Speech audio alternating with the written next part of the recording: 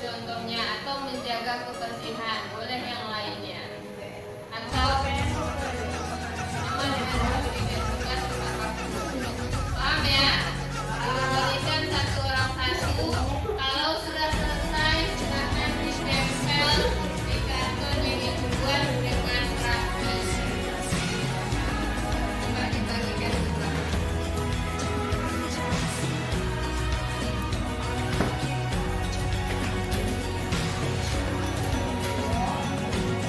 Semuanya yang bagian lemnya di atas. Jangan terbalik.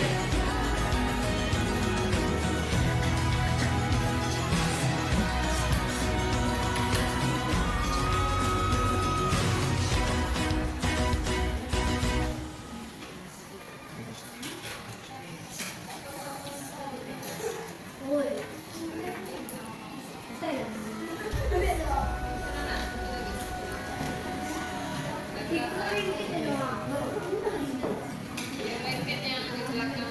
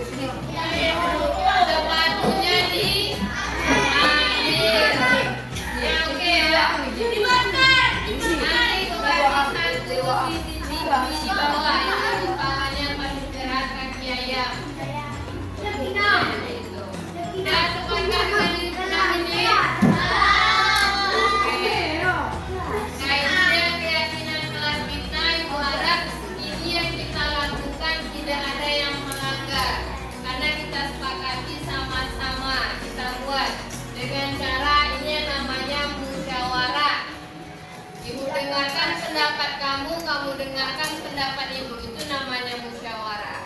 Penerapan dari sila ke-8. Jadi banyak nilai Pancasila yang kita lakukan. Oke, gini dia, nanti ibu buat yang bagus, kita tempel di kelas kita supaya semuanya ingat dan saling menaati keyakinan kelas yang telah kita sepakati bersama. Akhiri tentang keyakinan kelas. Wabillahi taufiq wal hidayah. Assalamualaikum warahmatullahi wabarakatuh. Waalaikumsalam warahmatullahi wabarakatuh.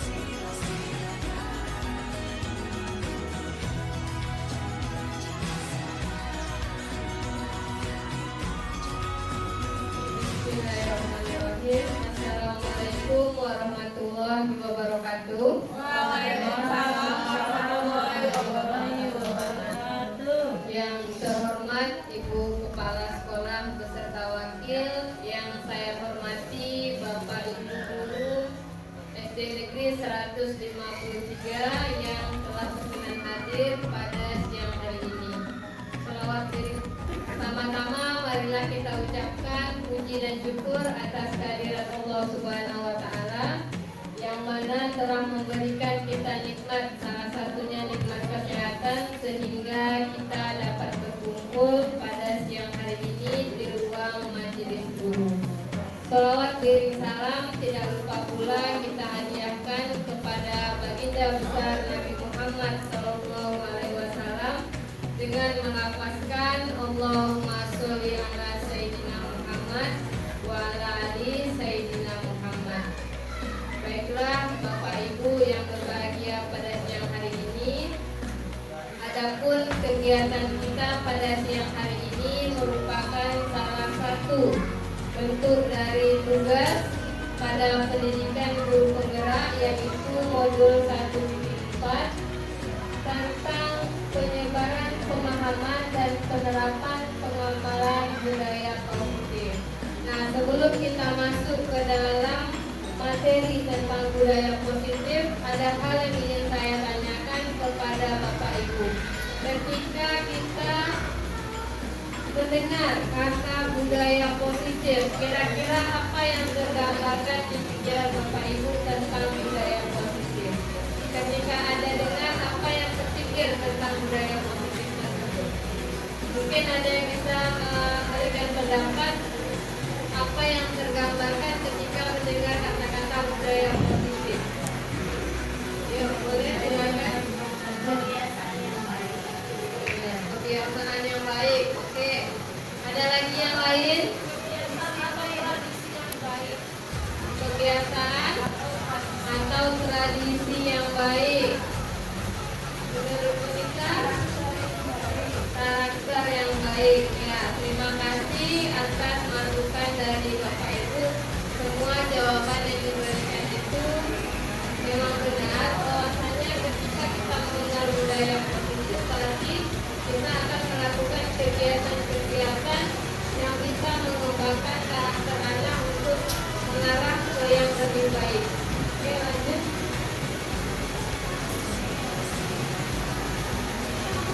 Nah, pada materi budaya positif ini ada beberapa konsep inti yang akan dibahas ketika kita mengenal budaya positif.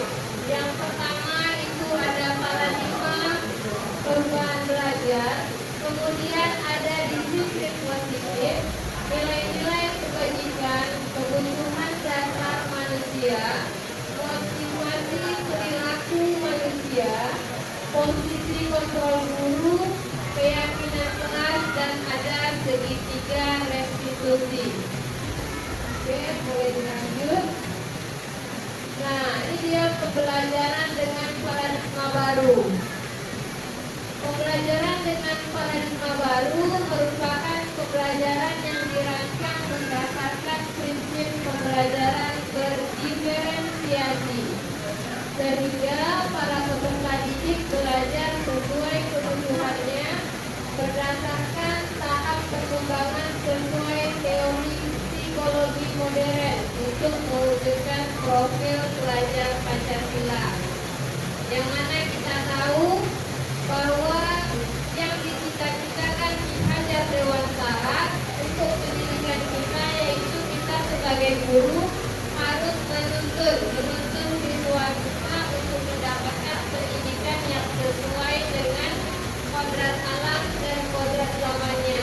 Kita sebagai guru tidak lagi sebagai penentu anak, kita merupakan fasilitator. Kita memberikan kebutuhan sesuai dengan yang anak inginkan.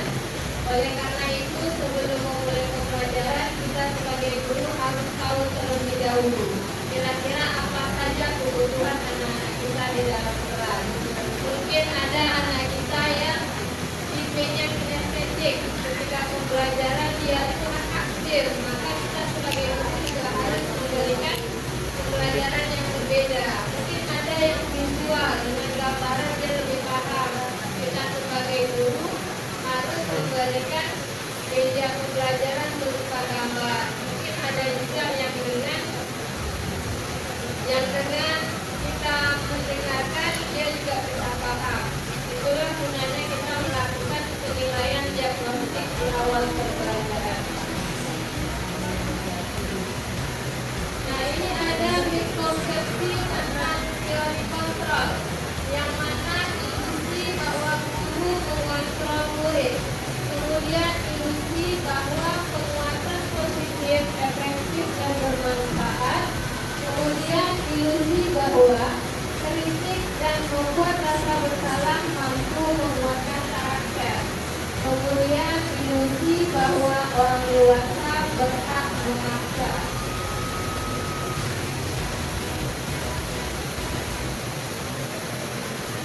Selanjutnya ada mengubah paradigma stimulus respon ke pendekatan teori kontrol. Stimulus respon ini yang kita terapkan dulu dan sekarang berubah menjadi teori kontrol.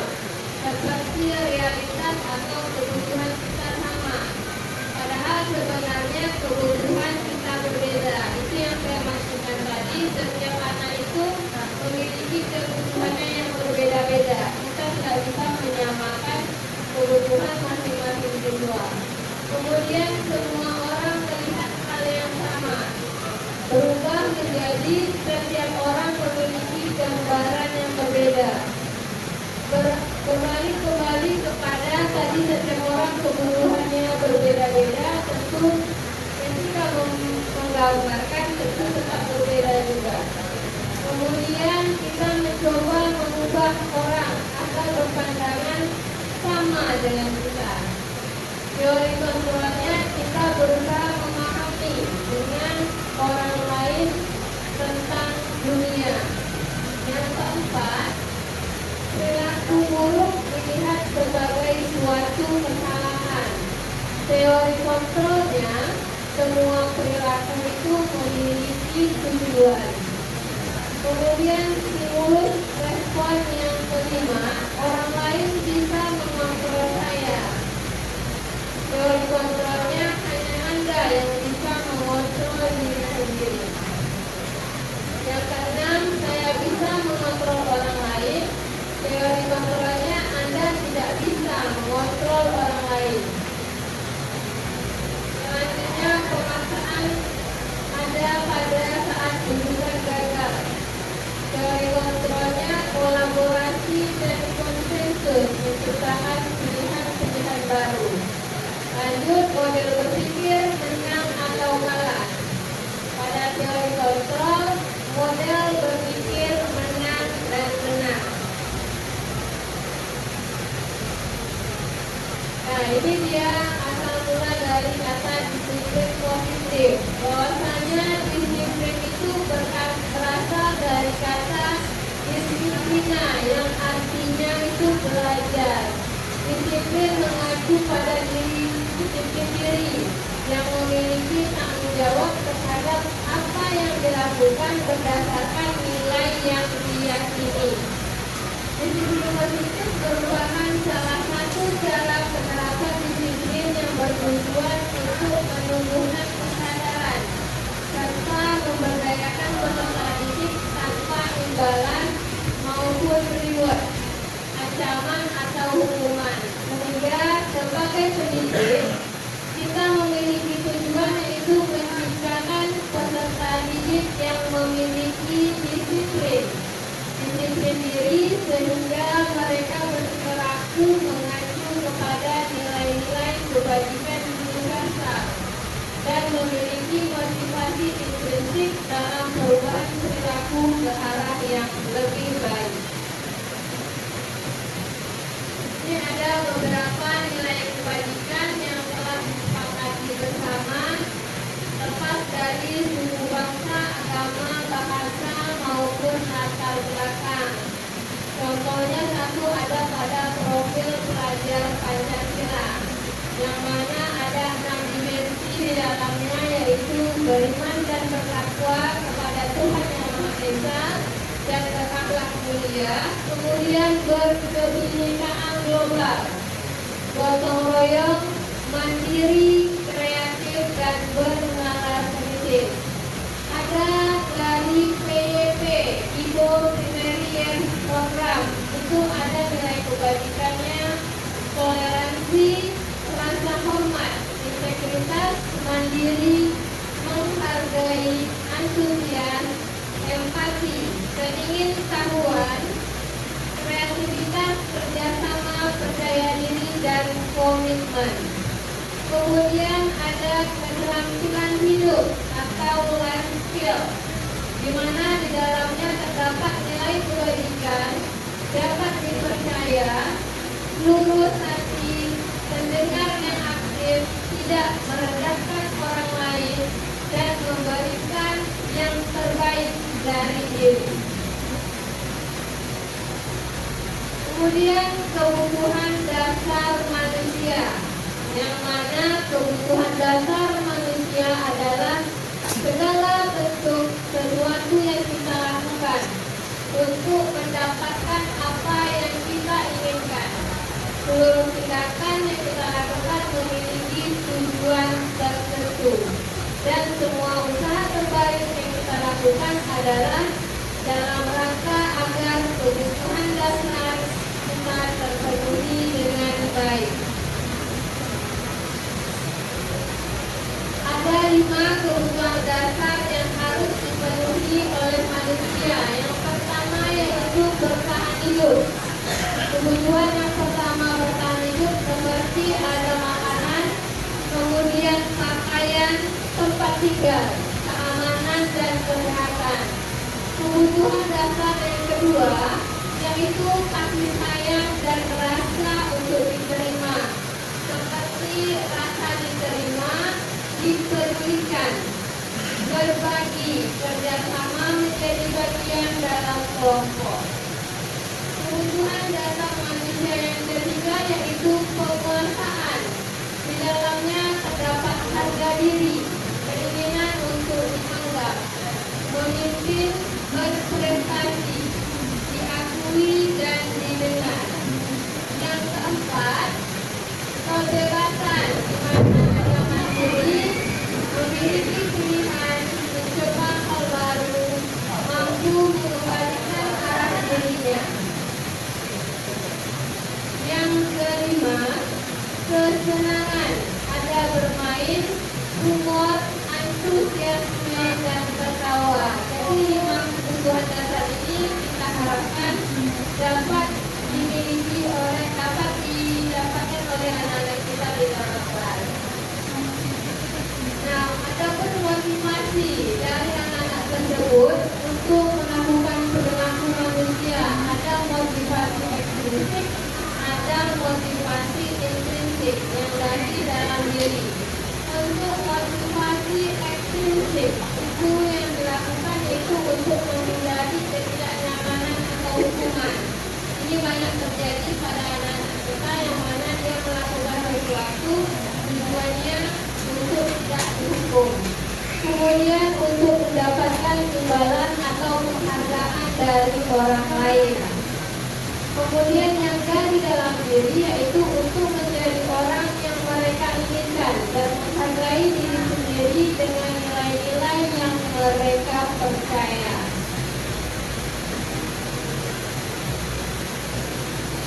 Nah, pada hukuman itu ada yang tidak terencana atau tiba-tiba. Kemudian murid tidak tahu apa yang akan terjadi atau tidak melibatkan. Bersifat satu arah, kemudian berupa hukuman fisik ataupun psikis. Pada konsekuensi, terencana disepakati sesuai peraturan, murid tetap dibuat tidak nyaman. Sikap guru selalu memonitor murid. Ada yang namanya restitusi, yaitu proses menciptakan kondisi bagi murid untuk memperbaiki kesalahannya. Kemudian proses kolaboratif yang mengajarkan murid untuk mencari solusi dari dirinya sendiri. Nah, ini posisi kontrol kita sebagai guru, yang mana ada 5 posisi kontrol kita sebagai guru untuk mengatasi permasalahan yang ada pada murid.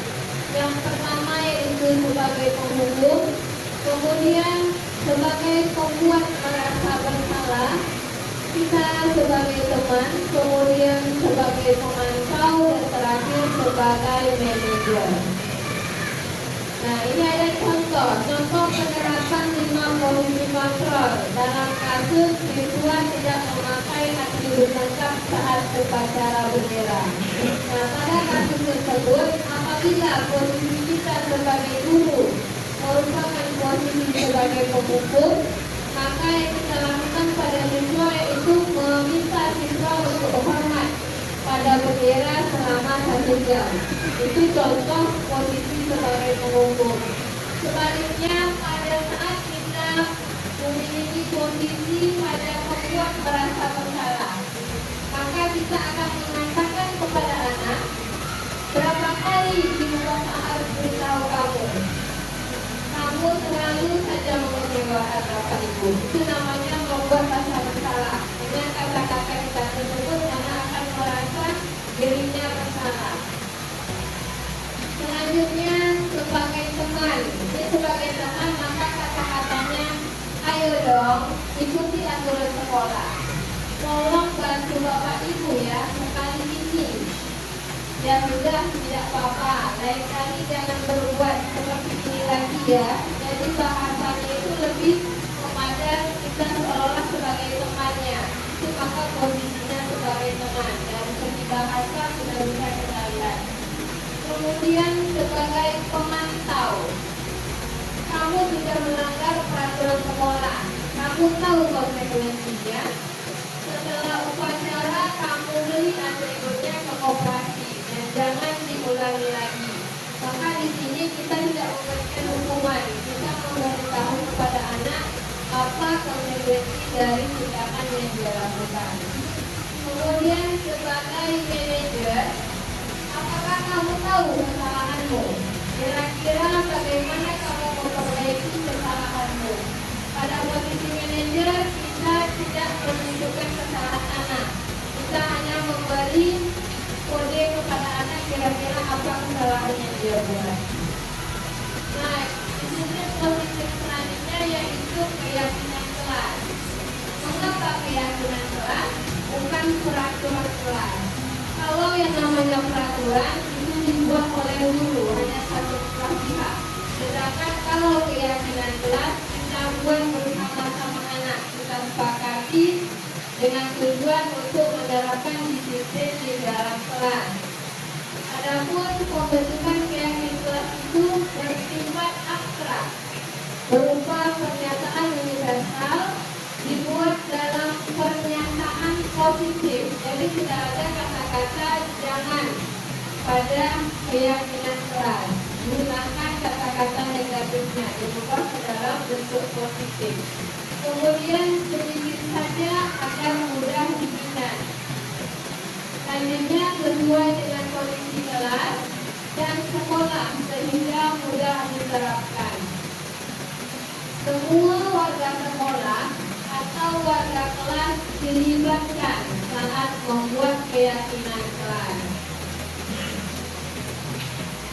Selanjutnya yaitu tentang segitiga mana segitiga restitusi ini merupakan suatu proses dialog yang dilakukan oleh guru agar dapat menghasilkan murid yang mandiri dan bertanggung jawab, di mana ada 3 tahapan pada segitiga restitusi.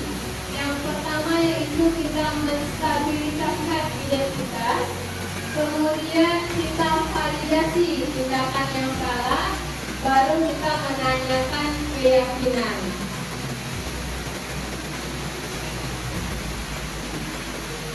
Yang pertama tahapan tadi menstabilkan identitas berdasarkan prinsip membuat kesalahan adalah proses dari pembelajaran. Maka kata-kata kita dapat ucapkan kepada siswa yaitu berbuat salah itu wajar. Kemudian tidak ada manusia yang sempurna. Ibu bapak juga pernah melakukan itu. Ibu bapak tidak mau mencari siapa yang salah, tapi ibu bapak ingin mencari solusi dari permasalahan ini. Lalu kamu berhak merasa begitu. Pada menstabilkan identitas, kita sebagai guru tidak memojokkan posisi siswa. Kemudian validasi tindakan yang salah berdasarkan prinsip setiap perilaku berupaya memenuhi suatu kebutuhan tertentu. Berarti anak kalau berbuat salah ada alasannya mengapa dia melakukan hal tersebut. Jadi kita sebagai guru dapat mengajukan pertanyaan. Kamu pasti punya alasan mengapa melakukan hal itu. Kemudian padahal kamu bisa melakukan yang lebih buruk dari ini kan. Lalu kamu patut bangga karena telah melindungi sesuatu yang penting buatmu. Kamu melakukannya karena mempertahankan sesuatu yang penting bagimu. Itu pada prinsip validitas tindakan. Tahap terakhir yaitu menanyakan keyakinan. Setelah 2 tahap kita lalui, yaitu tahap terakhir itu berdasarkan prinsip teori kontrol, bahwa pada dasarnya kita termotivasi secara intrinsik, berarti dari dalam diri. Misalnya kita ucapkan apa keyakinan kelas kita. Jadi dari kesalahan yang anak lakukan, kita dapat menanyakan kembali kira-kira apa yang dia lakukan sehingga melanggar keyakinan yang telah kita sepakati. Kemudian nilai-nilai apa yang telah disepakati bersama. Seperti apa gambaran sebuah kelas ideal menurut kamu. Lalu kamu ingin menjadi orang seperti apa. Itu jadi nilai keyakinan. Nah yang terakhir sebagai penduduk, dalam penerapan program disiplin positif, guru hendaknya memiliki standar kepribadian, profesionalitas, dan sosial yang baik. Kamu melakukannya karena mempertahankan sesuatu yang penting bagimu. Itu pada prinsip validitas tindakan. Tahap terakhir yaitu menanyakan keyakinan. Setelah 2 tahap kita lalui, yaitu tahap terakhir itu berdasarkan prinsip teori kontrol, bahwa pada dasarnya kita termotivasi secara intrinsik, berarti dari dalam diri. Misalnya kita ucapkan apa keyakinan kelas kita. Jadi dari kesalahan yang anak lakukan, kita dapat menanyakan kembali kira-kira apa yang dia lakukan sehingga melanggar keyakinan yang telah kita sepakati. Kemudian nilai-nilai apa yang telah disepakati bersama. Seperti apa gambaran sebuah kelas ideal menurut kamu. Lalu kamu ingin menjadi orang seperti apa. Itu jadi nilai keyakinan. Nah yang terakhir sebagai penduduk, dalam penerapan program disiplin positif, guru hendaknya memiliki standar kepribadian, profesionalitas, dan sosial yang baik, di mana guru mampu merefleksikan dirinya dalam posisi kontrol saat ini. Bagaimana perjalanan dirinya sebagai among, yaitu manajer dalam menuntun murid-muridnya menjadi insan yang mandiri merdeka, dan bertanggung jawab. Baiklah, itu tadi diseriusi budaya positif. Terima kasih. Saya akhiri. Assalamualaikum warahmatullahi wabarakatuh.